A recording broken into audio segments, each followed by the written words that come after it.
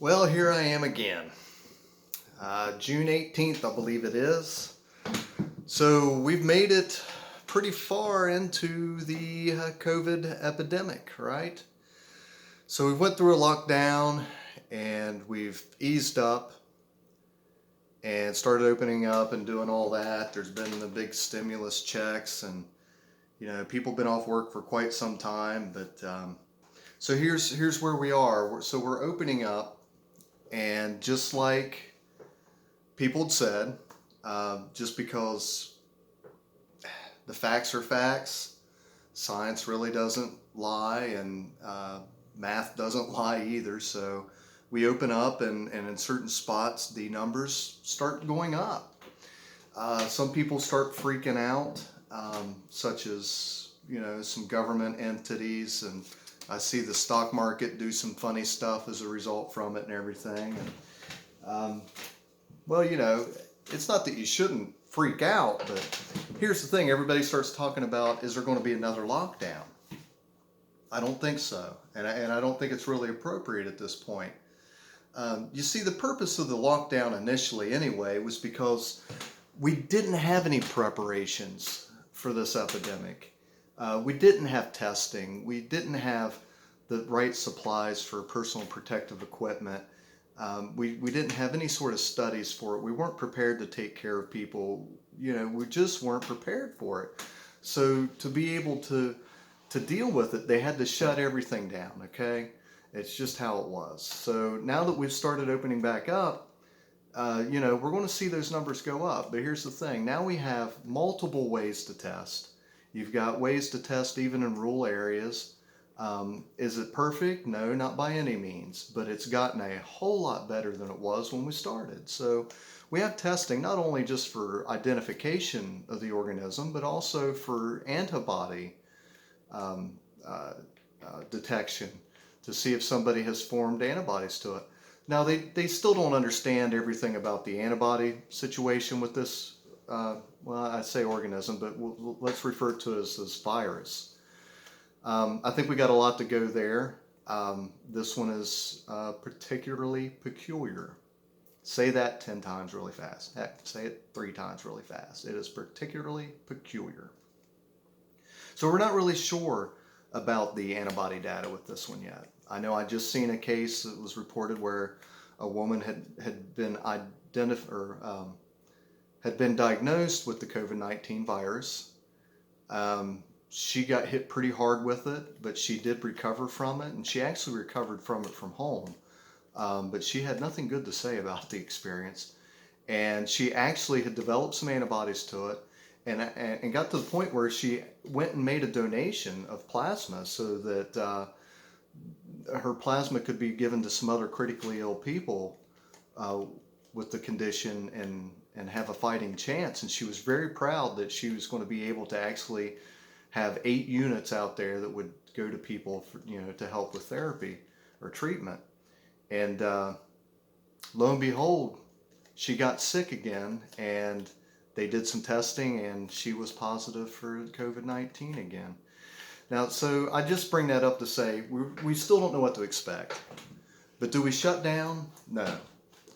No, not as a whole like we have been, not a whole country. You got to watch your different areas. And I believe that the states need to be behind this. They need to be the ones to really monitor and watch this. Each state could break their state into regions. They've already got protocol for doing this for emergencies and stuff like that. There's already plans that are laid out that can be adapted and rolled over into this.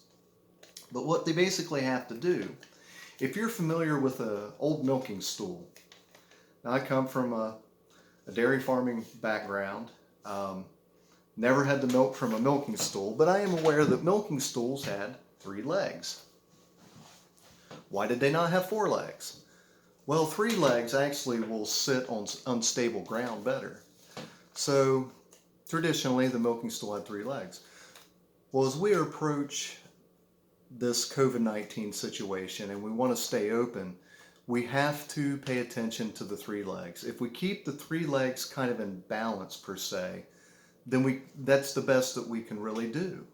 And those 3 legs are the economy, your healthcare system, and death rate or death count. If one of them starts to get more critical than the other, you have to adjust to make it okay. Otherwise, you try to make it an equilibrium between the three. You know, we can't sacrifice one of them to save the other two, and we can't sacrifice two to save one. You know, you're just going to have to balance all three. So we've got a ways to go. And of course, in the midst of this, you know, we've come across more complications, you know, more division and, you know, just more tension and more stress on everybody and everything.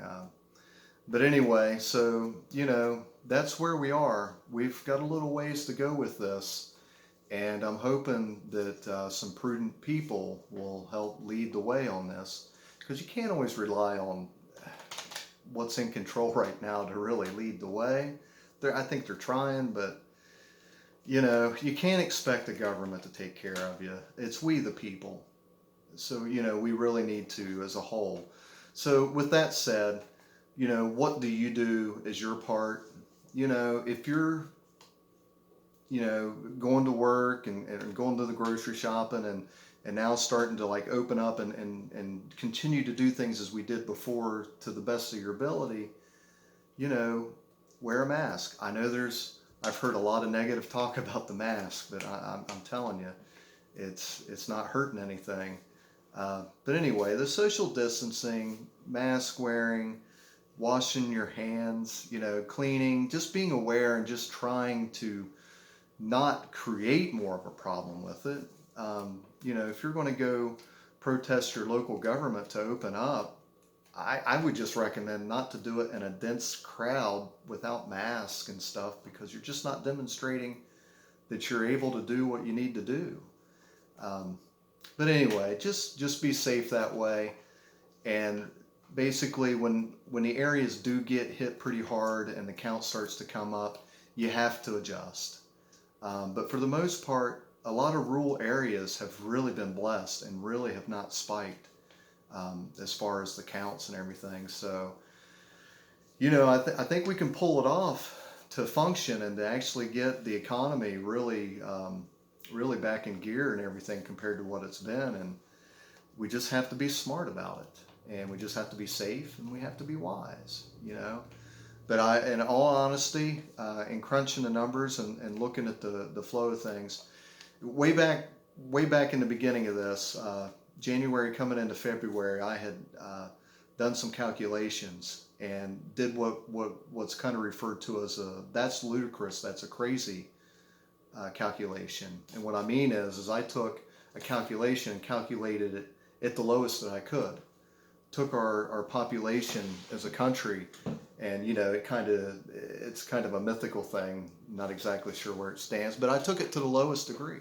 And then I already kind of knew what the spread rate was going to be for this, and I put it all the way at the bottom of what it would pass through, and already knew about what the death rate was going to be for it, but I took the range and took it all the way to the bottom, and just did the most ridiculous low that I could do, but performed the calculation. And when I did that, the absolute minimum of deaths in the United States was going to be over 35,000. So with that said, I did a median right through the middle type of calculation, and you know, it busted over 100,000, you know, more like up into about 150,000 on the median. And as of right now, I believe that we're actually at 100 and I just looked that up again. No, we were at 121,000 deaths, over 121,000 deaths. So, you know, I won't tell you what the crazy number was, if it was allowed to just run its deal and do its thing, what that number would get to. But, you know, it was really, really high. But as I say that, I just want you to think about something. Singapore, population of like 5.5 million people. If it wasn't the first country outside of China to get a positive case, it was one of the first. I mean, it was all the way back. And when they knew it was coming, when they knew China had it, they knew it was coming. They started batten down the hatches, so to speak, and they started preparing and doing their thing. Well, anyway, 5.5 million people. They have 41,000 confirmed cases compared to our like 2 point some million confirmed cases right now. 41,000. Do you know how many deaths Singapore has right now due to COVID-19? 26. I just said we had over 121,000. We're basically at 122,000. They had it before we did, and they're a more dense population, and they didn't even lock down like we did. I want you to remember that. They did some appropriations, and certain people had to lock down, but they did testing and contract tracing and mask, washing hands, watch it, just be as careful as you can. 26 deaths. They have 26 deaths. They've had COVID-19 longer than us.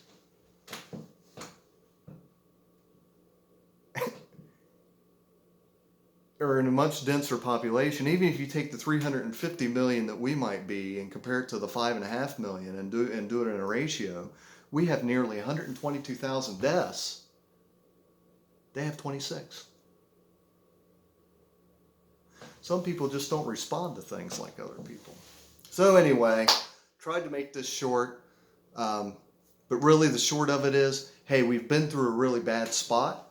I'm not saying it's not going to get worse, but I don't think that we're going to have to go to such an extreme that we were before.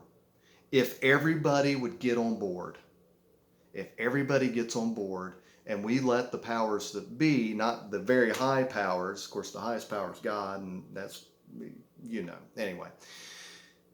But our local government, our state government and local governments and the people, if they would all just kind of work together to balance those three elements, the economy, the healthcare system, make sure it doesn't get overran, and the death rate.